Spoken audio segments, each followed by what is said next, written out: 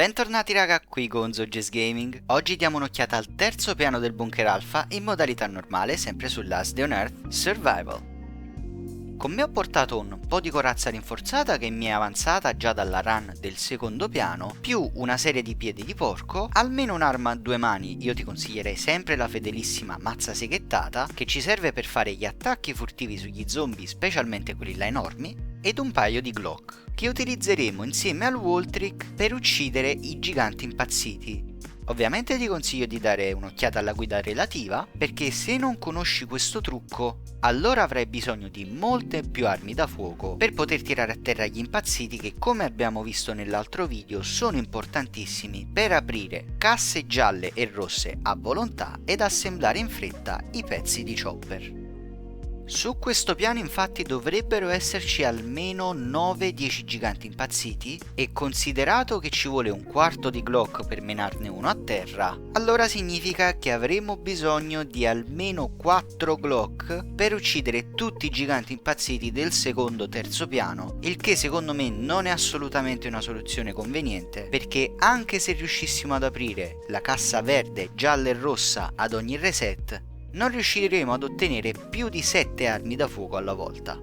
Comunque, nel mentre non impari anche il Walltrick, potresti anche portare qualche arco in modo da risparmiare qualche proiettile in più. Chiarito questo punto, come vedi, il terzo piano è un po' più complicato e dispendioso proprio perché, a differenza del secondo, ci sono più zombie e siamo obbligati ad ucciderne di più perché sono posizionati in modo tale da non poterli evitare. Tuttavia salteremo qualche stanza, ma lo vedremo più avanti. L'approccio è sempre quello da veri ninja. Cerchiamo cioè sempre di liberarci prima degli zombie più veloci, soprattutto quando questi si trovano in gruppo con orrori tossici, preferibilmente separandoli dal resto del gruppo sempre tramite il muro. Dopodiché possiamo prendere i grassoni a randellate e liberarcene in totale sicurezza. Man mano che andrai avanti e farmerai anche altre zone come la fattoria, inizierai ad avere accesso alle modifiche per armi da taglio. A quel punto potrai sostituire il piede di porco con l'arma che più ritieni necessaria, anche a seconda delle tue riserve di cuoio, di ferro e di risorse, ma soprattutto in base alla tua esperienza e al modo in cui ti diverte. Il punto di questa guida e di tutte le guide infatti è quello di mostrarti uno dei modi possibili ed economici che ti permetteranno di accedere a queste ed altre aree già da livelli bassi e con equipaggiamenti più o meno comuni. Una volta che hai preso confidenza con il gioco, con l'area, a quel punto starà solo a te cercare di cambiare il tuo approccio in base al tuo stile di gioco e a tutte quelle cose che abbiamo appena menzionato. Prima di andare avanti vorrei ricordarti che anche su questo piano c'è una delle casse chiusa con i lucchetti che richiedono la skill di scassinatore, che potrebbe con un po' di fortuna contenere una granata. In questa stanza c'è un gigante impazzito che ci attaccherà già da dietro al muro, come potete ben sentire,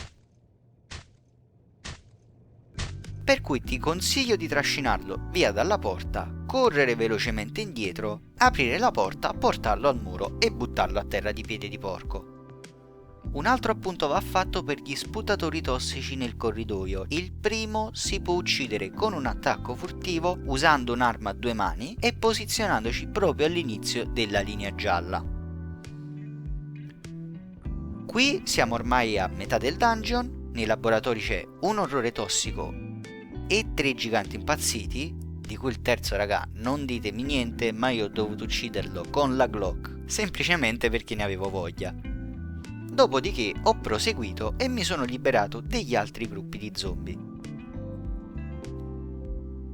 Ora, io solitamente lascio la stanza della camera a gas chiusa, innanzitutto perché le maschere sono abbastanza rare e potrebbero darci dei filtri dell'aria se abbiamo la skill di riciclaggio abbastanza alta, anche perché il loot secondo me comunque non è dei migliori.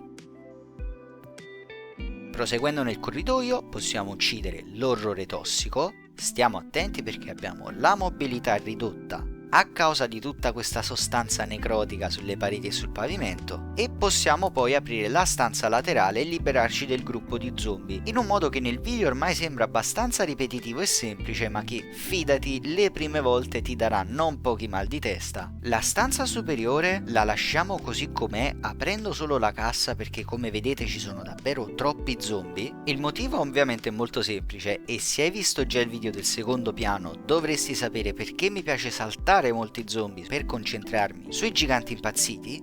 E dopo il corridoio, anche per risparmiare un poco di tempo, possiamo uccidere l'orrore tossico, lo sputatore, con degli attacchi diretti, dopo averli maciullati con una bella mazza seghettata. Nell'ultima stanza ci aspetteranno un gigante impazzito e un orrore tossico, dopodiché abbiamo fondamentalmente finito. Nella parte superiore della stanza c'è un gruppo molto numeroso di sputatori tossici che io solitamente risparmio. Li ho uccisi solo la prima volta per ottenere il progetto del bagno acido e poi li combatto solo quando i razziatori mi chiedono di ripulire tutto il terzo piano, in modo che posso procedere al raid di altre basi.